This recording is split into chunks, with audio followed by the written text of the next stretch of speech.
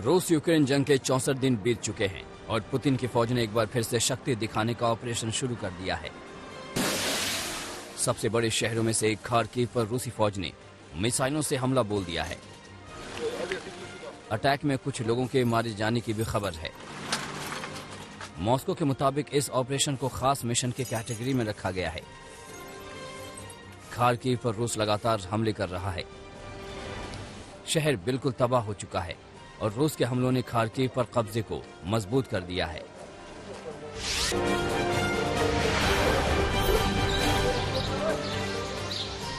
जम्मू कश्मीर के पुलवामा में हुए एनकाउंटर में सुरक्षा बलों ने 2 आतंकवादियों को ढेर कर दिया। एजाज हफीज और शाहिद अय्यूब नाम के दोनों आतंकवादी अल बद्र आतंकी संगठन से जुड़े थे। उनके पास से 2 AK-47 राइफल बरामद हुई हैं। दोनों आतंकी पिछले दिनों कश्मीर में बाहरी मजदूरों पर हुए हमलों के कई मामलों में शामिल थे। खुफिया सूचना के आधार पर सुरक्षा बलों ने दोनों को कल शाम ही घेर लिया था।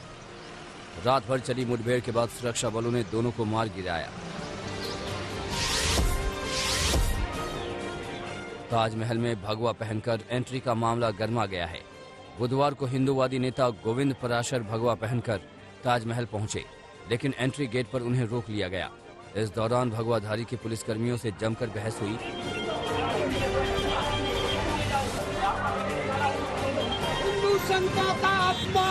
इसके बाद हिंदूवादी संगठनों ने विरोध जताया और ASI के दफ्तर पर पुतला फूंकने की कोशिश की। इससे पहले अयोध्या के संत परमहंस को भी CISF ने ताजमहल के गेट पर ही रोक दिया था।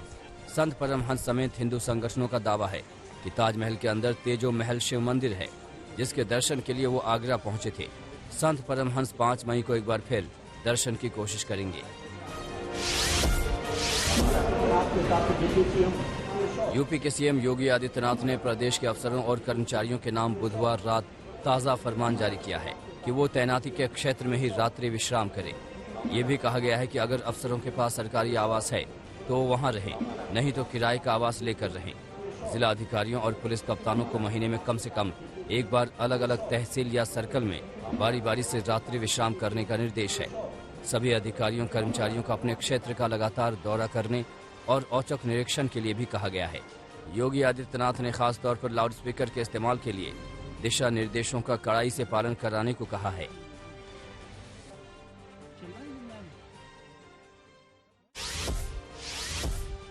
यूपी में लाउडस्पीकर को लेकर सख्ती जारी है। अब तक प्रदेश के कुल 12 जोन और कमिश्नरेट में धार्मिक स्थानों पर लगे 6031 लाउडस्पीकर को हटा दिया गया है। वहीं 29,674 धार्मिक स्थलों पर लगे लाउडस्पीकर्स की आवाज को तय मानक के हिसाब से सेट कर दिया गया है। इसमें मंदिर, मस्जिद और गुरुद्वारे सभी शामिल हैं।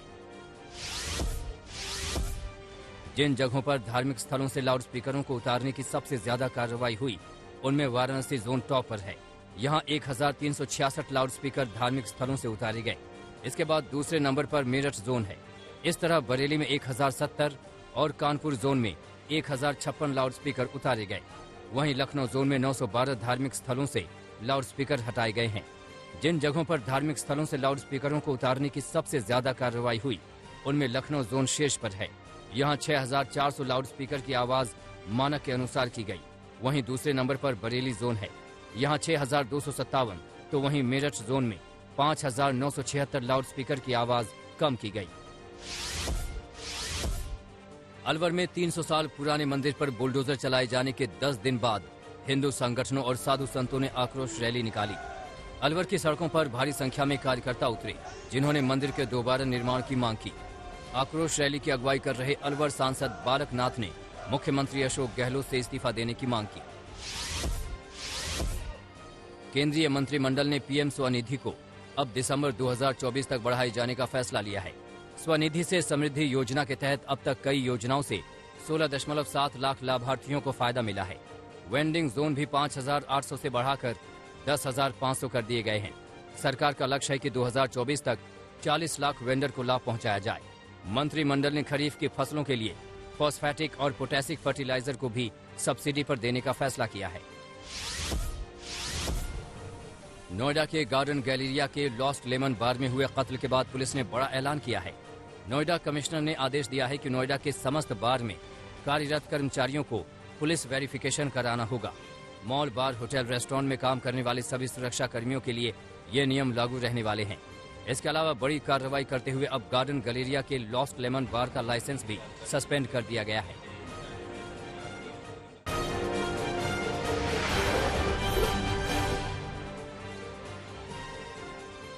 दिल्ली में एक बार फिर कोरोना का रिकॉर्ड टूट गया है।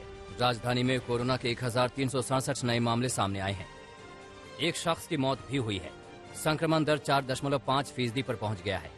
दिल्ली में कुल 30,346 कोरोना टेस्ट किए गए थे। कुछ दिनों की तुलना में यह नंबर ज्यादा बड़ा माना जा सकता है, लेकिन फिर भी दिल्ली का संक्रमण दर 4% से ऊपर बना हुआ है।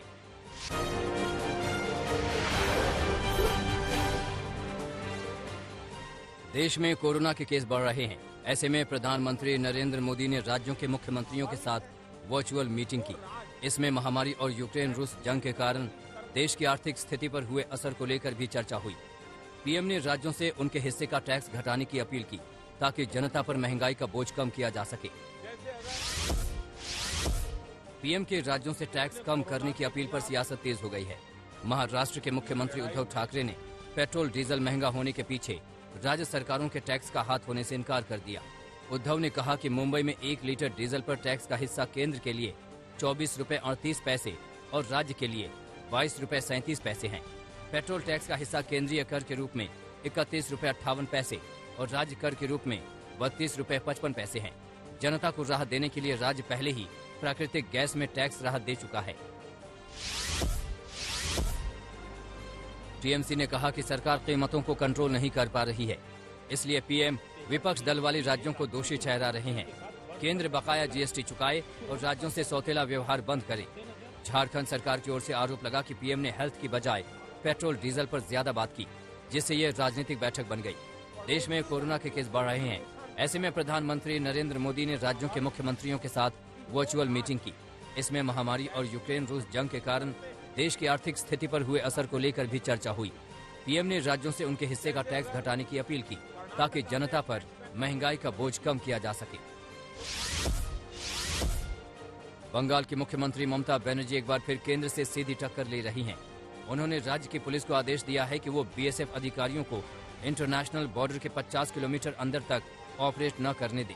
केंद्रीय गृह मंत्रालय ने बीएसएफ एक्ट में बदलाव करते हुए बांग्लादेश और पाकिस्तान बॉर्डर के 15 से 50 किलोमीटर के अंदर तक बीएसएफ का ज्यूरिडिक्शन बढ़ा दिया था। ममता सरकार इस फैसले के खिलाफ थी।